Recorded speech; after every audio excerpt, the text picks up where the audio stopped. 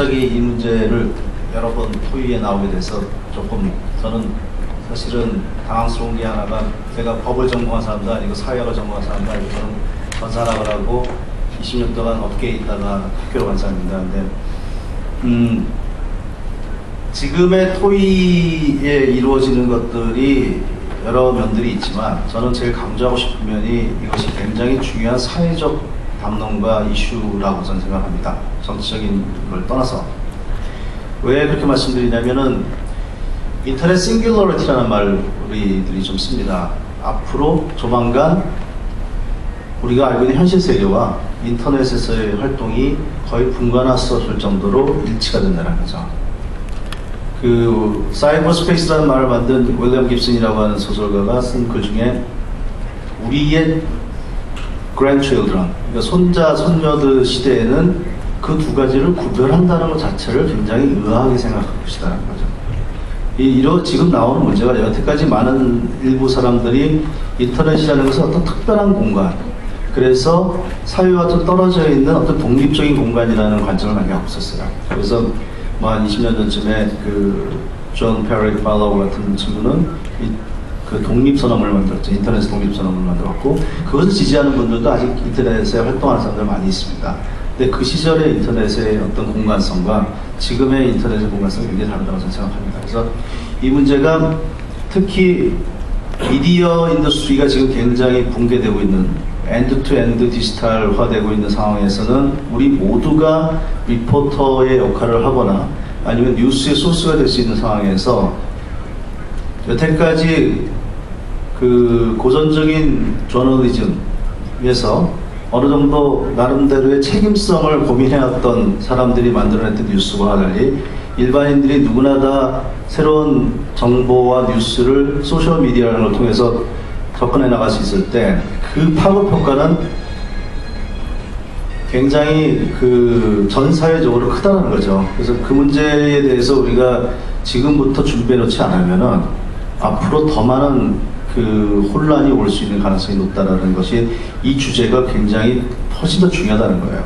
우리가 생각했던 그런 이슈보다도 훨씬 더 우리 사회생활에 중요하다는 생각을 갖고 우리는 접근해야 된다고 생각합니다. 작년도 테크노라티라고 해서 그 블로거들을 그 메타 블로깅 하는 블로거들 그 조사하는 블로그 리포트가 이제 매년 나오는데 거기 보면은 아이덴티티 이슈가 나옵니다. 아이덴티티에 대해서 자기의 실명, 리얼 아이덴티티를 쓰는 사람이 한 70% 나오고요. 그 다음에 익명이나 가명을 쓰는 사람들이 한 30% 나옵니다. 근데 그 익명이나 가명을 쓰는 사람들의 그 실명을 안 쓰는 이유가 뭐냐라고 물어봤을 때 가장 중요하게 생각한 거는 자기나 자기 가족에 대한 정보가 노출되는 거라는 거예요. 그러니까 자기의 무슨 정책이 있지나 생각이 노출되는 문제가 아니라 개인의 프라이버시라는 거죠. 지금 우리가 표현의 자유를 논의할 때 그 제일 중요하게 생각하는 것은 프라이버시라고 저는 생각합니다. 누구든지 제3자가 내 허락 없이 내 개인 정보를 인터넷에 올려서 저에 대해서 공개적인 장소에서 얘기할 수 있는 권한은 없다고 생각합니다. 제 동의하지 않은 상태에서. 물론 그 사람이 우리가 법적에서 많이 얘기하지만 그 뉴스워티, 그래서 뉴스적 가치가 있는 어떤 공공적인 행동을 하는 사람이나 공인이라는 입장에서 공인이라고 하는 그러한 상황인 경우에는 좀 예외가 있을 수 있어요. 근데 우리 모두는 그런 데서부터 좀 자유로워져야 된다는 거죠. 표현의 자유 못지않게 내 프라이버시를 지킬 수 있는 자유는 꼭 갖고 있어야 된다는 거죠. 우리가 인터넷 나오면서 정부의 규제 이런 얘기 나오면서 이제 빅브라더 얘기를 많이 합니다. 그 어떤 그 압제적인 또는 굉장히 중앙 집권적인 컨트롤 파워가 생기는 거에 대해서 두려워하는데 저는 지금 우리나라에서 벌어지는 현상에서 더 두려운 거는 뭐냐면 우리 모두가 빅브라더 역할을 하고 있다는 거예요. 실제로. 그 최근에 뉴스들을 보면은 어떤 사건이 났을 때 그 사람에 대한 어떤 작은 정보들을 결집해가지고 네티즌들이 그 사람이 누구고 어디에 있었고 어느 학교를 다니고 무슨 짓을 했고 뭐 이런 얘기를 올리는 거를 뭐라고 하냐면 네티즌 수사대 뭐 이러면서 네티즌들의 파워는 굉장히 강하다라고 하는데 그건 절대로 칭찬할 일이 아니라고 저는 생각합니다. 그것이 남의 사생활, 프라이버시를 얼마나 침해하는가에 대해서 우리는 굉장히 경종을 울려야 된다고 생각합니다. 이것이 정부의 어떤 규제 정책이나 법률에 의한 그 지도에 의해서만 이루어지는 건 절대로 안 되고 그렇게 될 수도 없고요. 우리가 사회적 규범을 받을 때는 그것이 법에서 하지 말라고 해서 하는 게 아니잖아요. 남에 대한 배려와 교육과 사회에 대한 그 사회 전체를 끌어나가야 되는 커뮤니티를 만들어내기 위한 수단으로서 우리가 지켜나가는 건데, 그런 데에서 문제가 되는 게 또 한 가지가 익명성입니다. 어떤 분들이 인터넷의 본질이 익명성은 인터넷이 지켜야 되는 뭐 본질적 가치다라고 얘기하는데 저는 절대로 동의할 수 없습니다. 인터넷의 익명성은 본질적 가치였던 적이 없습니다. 인터넷의 익명성이나 실명성과 관계가 없어요. 아까도 로렌스 레시 교수 언급이 오늘 참 많이 나오는데 그분의 코드 2.0이라는 책을 보면은 이건 뉴트럴한 거거든요. 누가 어떻게 선정해서 어떻게 서비스할 것이냐라는 거고 코드에 의해서 결정이 되는 거고, 근데 이 익명성이라고 하는 것이 물론 아주 소수에 있어서는 그 표현의 자유를 지킬 수 있는 마지막 수단이에요. 그런데 그 반대로 이 익명성을 통해서 얻어지는 우리한테 주어지는 사이버 불링, 또는 사이버 폭력 이런 문제들에 대해서 우리가 얼마나 심각하게 생각하느냐라는 거를 고민해야 될 것 같습니다. 제가 최근 저희 박사과정 학생하고 청소년들에서의 이 사이버 불링에 대한 연구조사를 시작을 했는데 여러분들이 상상하는 이상, 여기 지금 오디언스 보니까 굉장히 나이가 많으신 분들이 많은데 그 상상하기 힘들 정도의 많은 일들이 지금 청소년 사회에서 벌어지고 있습니다. 그거를 방치하면 그 친구들이 20, 30대가 됐을 때 또는 40대가 됐을 때 어떠한 사회적 규범을 갖고 이 사회를 끌고 나갈 것인가에 대해서 우리가 정말 고민해야 된다는 거고요.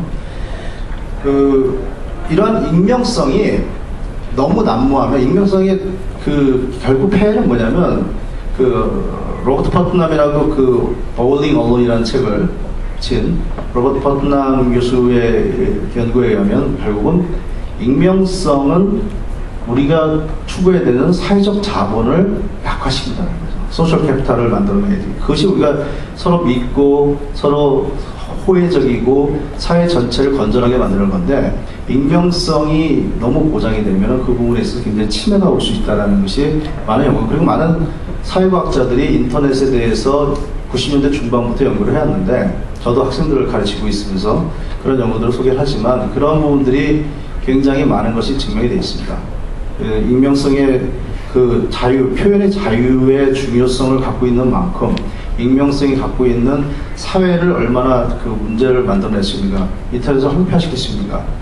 저는 지금 우리가 인터넷을 황폐화시킬 수 있는 것은 정부의 강력한 규제에 의해서 표현의 자유가 침해당하는 거 못지않게 그런 일이 있다면 그거 못지않게 중요한 것은 다른 사람들에 의해서 신뢰가 없어지고 믿지 못하게 되고 거기에 들어가서 말을 하는 거에 대해서 두려워하게 되는 그 황폐화가 더 클 거라고 생각해요. 인터넷의 황폐화는 오히려 그런 쪽에서 올 수 있다고 저는 생각합니다. 몇 가지 사례도 있지만 시간이 없으니까 사례는 좀 넘어가고요.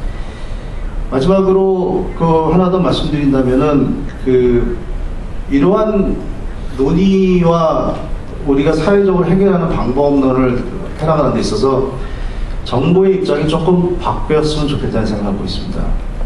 특히 정부에서 정책을 만드시는 분들이 나서서 이런 방향과 이러한 규제의 어떤 흐름에 대해서 얘기를 먼저 서두르지 마시고 이런 이슈가 굉장히 중요하니 너희들이 좀 심도 있게 꾸준히 좀 노력을 해라, 토의를 하고 안을 만들어라 해서 오히려 민간에 의해서 사업자들에 의해서 굉장히 강한 어떤 의무감을 갖도록 하는 게 전 훨씬 더 중요한 일이라고 생각합니다.